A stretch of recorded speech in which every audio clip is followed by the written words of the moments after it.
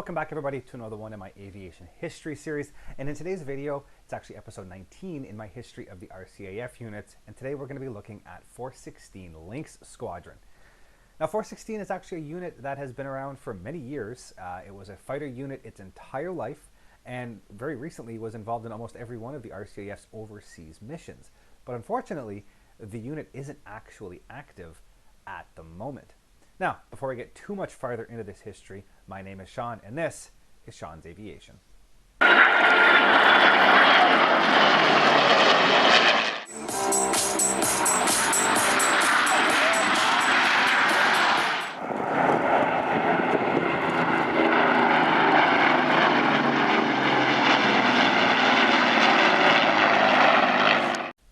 Now, just before we jump right into this video, I want to reach out to everybody who is out there, and I want to thank all of you who are out there watching this video right now.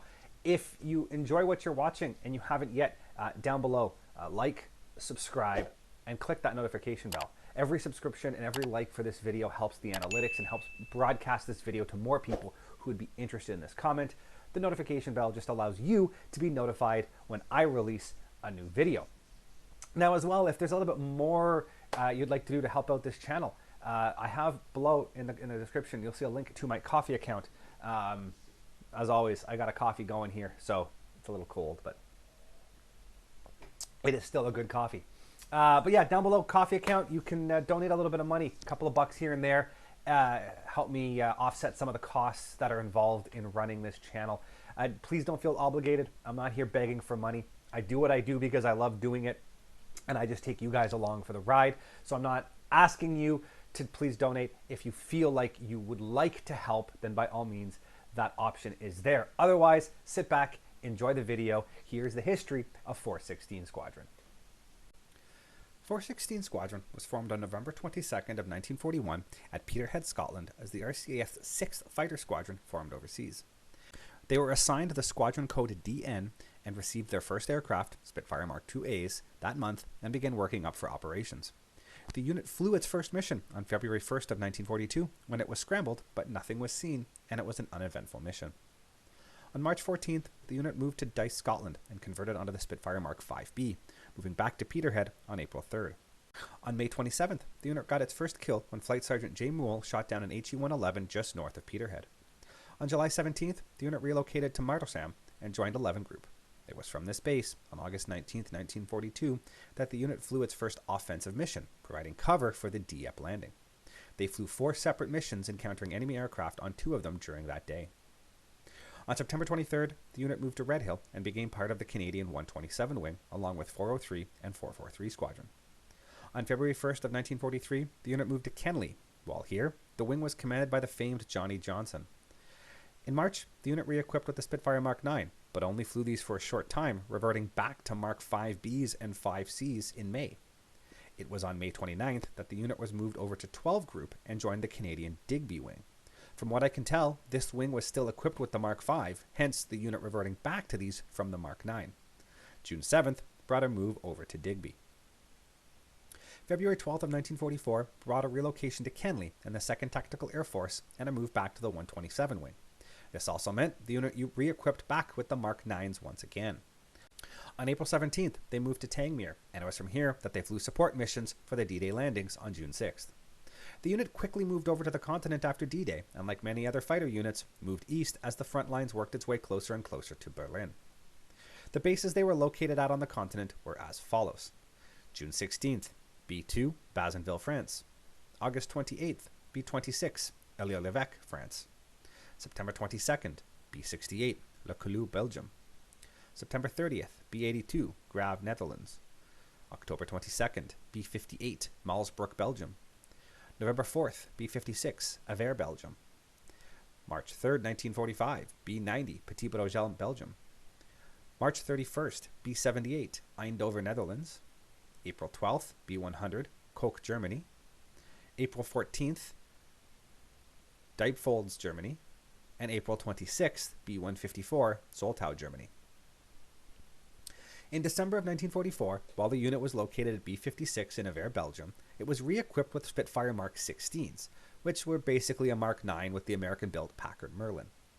The unit flew these till the end of the war and was located at B-154 Soltau, Germany, when Germany surrendered at the end of the war. Its last mission of World War II was on May 7th, when the unit escorted a Mosquito carrying a VIP from Copenhagen to Kastrup. Although this info seems a little off, as Kastrup is a suburb of Copenhagen, so who knows. During World War II, the unit flew 10,263 sorties with 15,109 operational hours.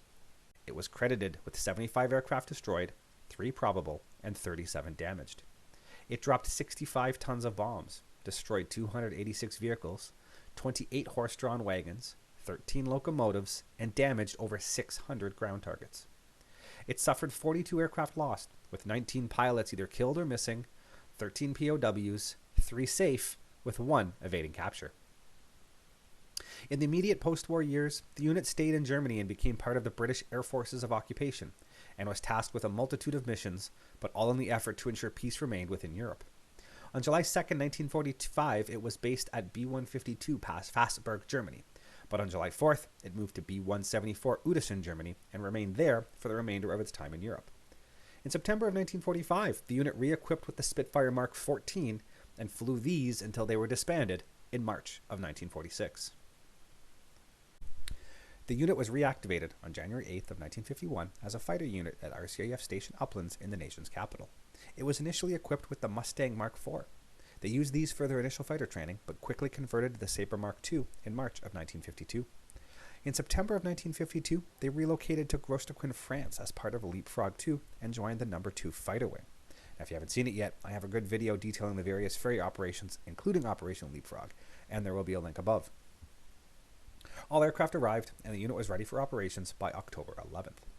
In March of 1954, the unit upgraded to the more capable Sabre Mark V, and then up to the Sabre Mark VI in April of 1955.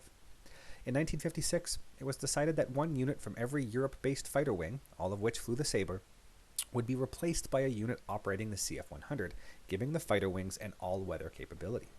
416 Squadron was selected as the Sabre unit from 2 Wing that would be disbanded when the CF-100 unit arrived, and this took place on January 31st of 1957. This was not the end of 416, as the very next day, February 1st of 1957, it stood back up at Saint-Hilaire, Quebec as an all-weather fighter unit itself, flying the CF-100 Mark V.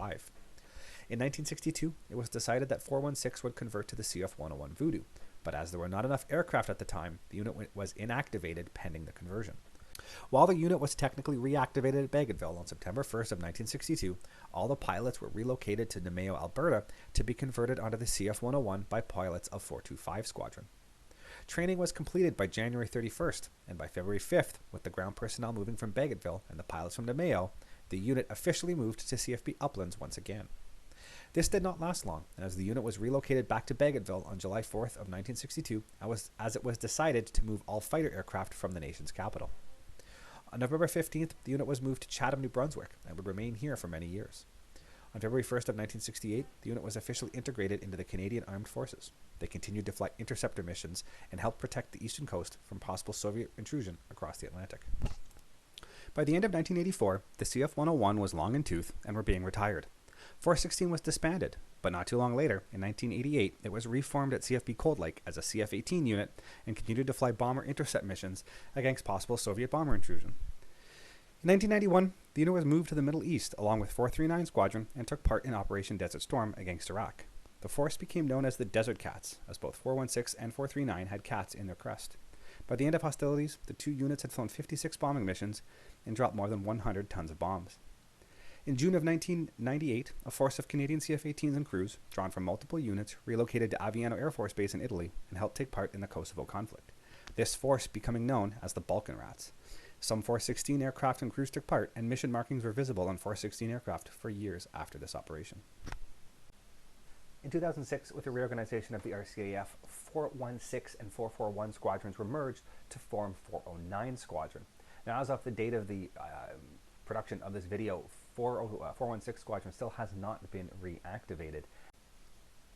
With the CF-18 replacement just around the corner and the actual announcement recently of the purchase of a number of F-35s, we might see 416 Squadron reactivated to help the transition to those new airframes. However, if that does not happen, 416 has served admirably over its life and has provided this country with fighter support throughout its existence. Thanks for watching. We'll see you all next time. Thank you for watching, guys, and as always, if you are interested in any of the content you see, you can access my website at www.seans-aviation.com. You can see all the latest pictures of aircraft and museums and the build logs of all of my current models and past models on that site. And if you're interested in any of this content, please click the subscribe button here on YouTube to follow more. Thank you very much, and see you guys next time.